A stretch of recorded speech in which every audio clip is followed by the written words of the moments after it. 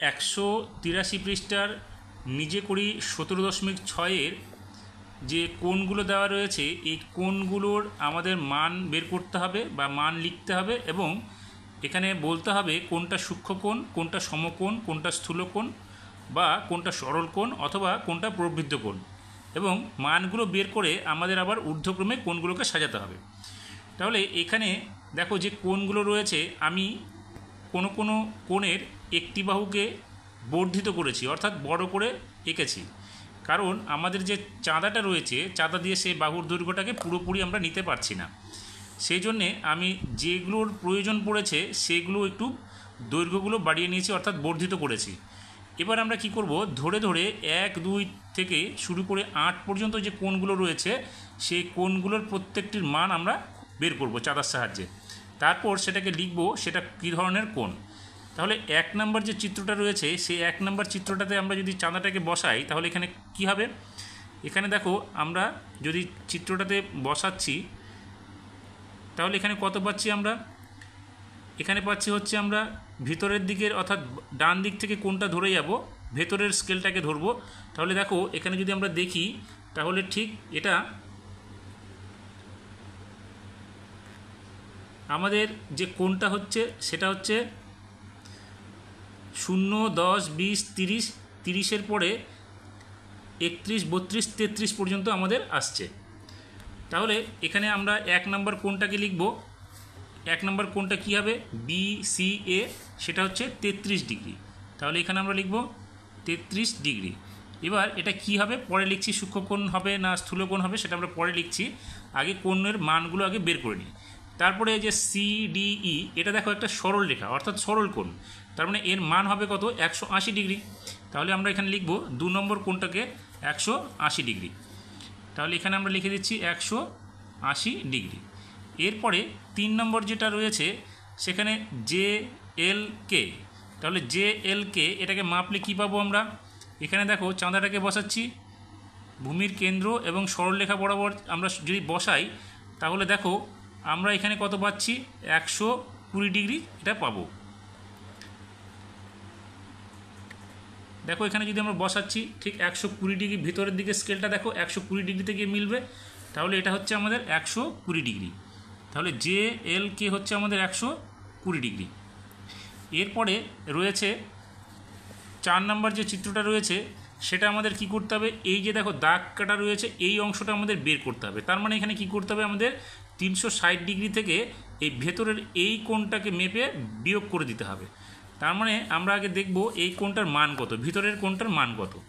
তাহলে এখানে বসাও আগে চাঁদাটা, আমি RQ বাহুর উপর চাঁদাটাকে ভূমি বরাবর বসাচ্ছি, বসিয়ে এখানে মানটাকে বের করছি। দেখো এখানে যদি আমরা ভালো করে দেখি, দেখো বাইরের দিকে স্কেলটা আমরা এখানে 30 ডিগ্রিতে পাচ্ছি। তাহলে এখানে হচ্ছে এটা 30 ডিগ্রি যদি হয় তার মানে 360 থেকে এটাকে বাদ দিতে হবে।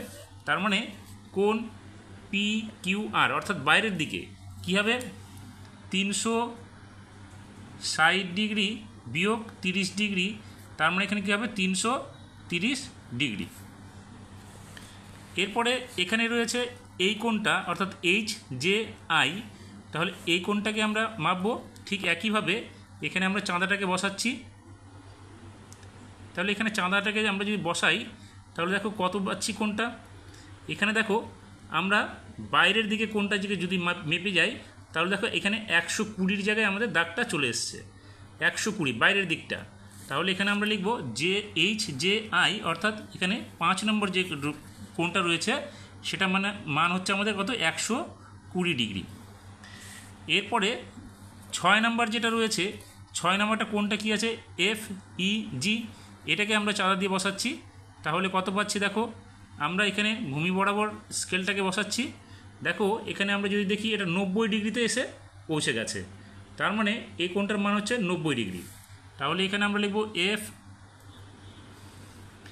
FEG, এর মান হচ্ছে 90 ডিগ্রি।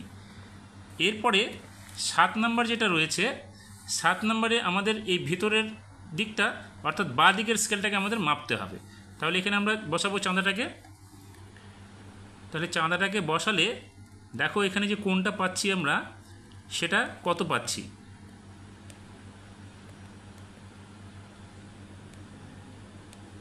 এখানে আমরা কত পাচ্ছি দেখো 31 ডিগ্রি। বাইরের দিকের স্কেলটা, বাঁ দিকের স্কেলটা আমরা যদি গুনে যাই তাহলে দেখো 0, 10, 20, 30, 30-এর পরে আরও 1 আছে, তার মানে হচ্ছে 31 ডিগ্রি। তাহলে এখানে আমরা লিখব কোণ ওয়াই এক্স জেড সেটা হচ্ছে 31 ডিগ্রি। তাহলে এখানে 7 নম্বর কোণটাকে লিখছি আমরা 31 ডিগ্রি। এরপরে 8 নম্বর যেটা রয়েছে সেটাকে আমাদের মাপতে হবে। এখানে দেখো 8 নম্বর কোণটা মাপতে গেলে আমরা কি করব, ডান দিকের স্কেলটাকে মাপবো, অর্থাৎ ভিতরের দিকের স্কেলটাকে। তাহলে এখানে আমরা বসাচ্ছি, এখানে ভূমি বরাবর স্কেলটা বসিয়ে দিলাম। এখন আমরা যখন মাপতে যাচ্ছি দেখো এখানে যে কোণটা এসছে সেটা দেখো 140, তারপরে 150-এর ঘরে এসে দাঁড়িয়েছে। তাহলে এখানে হবে 150। তার মানে কোণ জেড ওয়াই এক্স বা এক্স ওয়াই জেড এই কোণের মান হচ্ছে 150 ডিগ্রি। তাহলে এখানে আমরা লিখব 150 ডিগ্রি। এখন আমাদের লিখতে হবে এই যে কোণগুলো আমরা মেপে বের করলাম প্রত্যেকটি কোণ কী ধরনের কোণ, অর্থাৎ নাম লিখতে হবে, সূক্ষ্মকোণ না সমকোণ এই ধরনের। তাহলে এখানে প্রথম যেটা রয়েছে 33 ডিগ্রি, সেটা দেখো 33 ডিগ্রি হলে এটা কী হবে, সূক্ষ্মকোণ, কারণ এটা 90 ডিগ্রি থেকে ছোট। তার মানে এখানে আমরা লিখব হচ্ছে এটা সূক্ষ্মকোণ, সূক্ষ্মকোণ। এরপরে 180 ডিগ্রি, 180 ডিগ্রি হলে এটা কী হবে, সরল কোণ। তাহলে এখানে আমরা লিখব এটা সরল কোণ। এখানে রয়েছে 120। দেখো 120 মানে কি, 120 হচ্ছে 90 ডিগ্রি থেকে বড় কিন্তু 180 ডিগ্রি থেকে ছোট, তার মানে এটা হচ্ছে কি স্থূলকোণ। তাহলে এখানে আমরা লিখব বানানটা ভুল হয়েছে, এখানে হবে স্থূলকোণ। এরপরে এখানে রয়েছে 330 ডিগ্রি। তাহলে 330 ডিগ্রি, দেখো 330 ডিগ্রিটা কি 180 ডিগ্রি থেকে ছোট কিন্তু 180 ডিগ্রি থেকে বড় কিন্তু 360 ডিগ্রি থেকে ছোট। তাহলে এই ধরনের কোণকে আমরা কি বলি, প্রবৃদ্ধ কোণ। তাহলে এখানে আমরা লিখব প্রবৃদ্ধ কোণ। তারপরে এখানে রয়েছে 120। দেখো 120টা কী লিখেছি, স্থূলকোণ। তাহলে এখানে আমরা লিখব এটা স্থূলকোণ, এটা হলো স্থূলকোণ। এরপরে 90 ডিগ্রি, 90 ডিগ্রি মানে কি আমরা জানি, সমকোণ। তাহলে এখানে আমরা লিখব সমকোণ। এরপরে 31 ডিগ্রি, এটা 90 ডিগ্রি থেকে ছোট, তাহলে এটা হবে কি সূক্ষ্মকোণ। তাহলে এখানে আমরা লিখব সূক্ষ্মকোণ। এরপরে এখানে রয়েছে 150 ডিগ্রি। 150 ডিগ্রি কি হয়, 150 ডিগ্রি হচ্ছে আমাদের 90 ডিগ্রি থেকে বড় কিন্তু 180 ডিগ্রি থেকে ছোট, তার মানে এটা হচ্ছে কি স্থূলকোণ।